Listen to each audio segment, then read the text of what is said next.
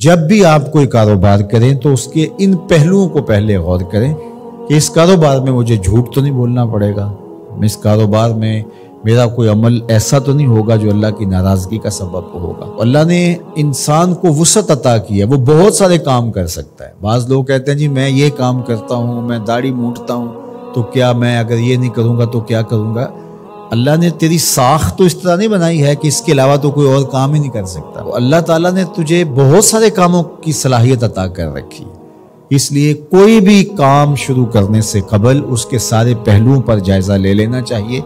کہ کہیں یہ کام میرے لیے آخرت کی بربادی کا سبب تو نہیں بن جائے گا۔ تھوڑا مل جائے لیکن ستھرا، پاکیزہ، جھوٹ، مکر، دجل، فریب، تلبیس سے بچ کر کے کمایا گیا رزق مبارک ہے،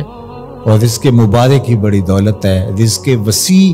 اللہ عطا کر دے لیکن اس کے ساتھ برکت کی شرط ہو، تو وہ برکت والا رزق وسیع بہت ساری رحمتیں لاتا ہے، لیکن جو برکت سے خالی رزق وسیع اور رزق فراواں ہے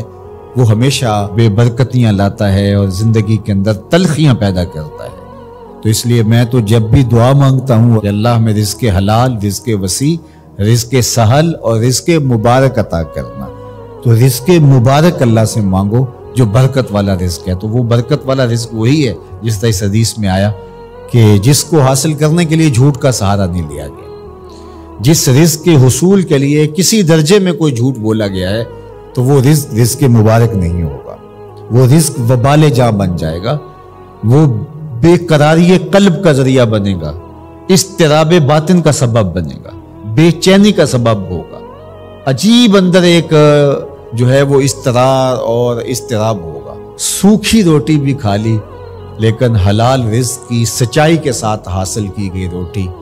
وہ آپ کو تسکین فراہم کرے گی، وہ آپ کو قرار باطن عطا کرے گی۔ پھٹے پرانے کپڑے ہیں، شکستہ کپڑے ہیں، کوئی بات نہیں ہے، سچائی کے ساتھ، سچ کے ساتھ حاصل کیے گئے ہیں،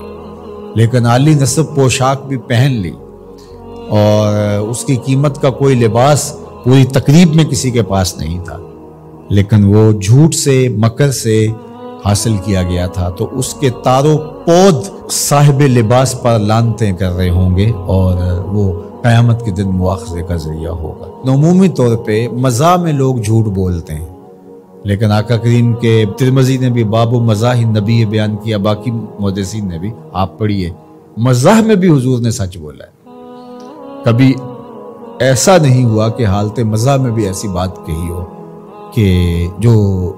سچائی پر مشتمل نہ ہو۔ تو مجھے اور آپ کو اس کا بہت التزام کرنا چاہیے، اس کا بہت زیادہ اہتمام کرنا چاہیے کہ ہماری زندگی میں کسی بھی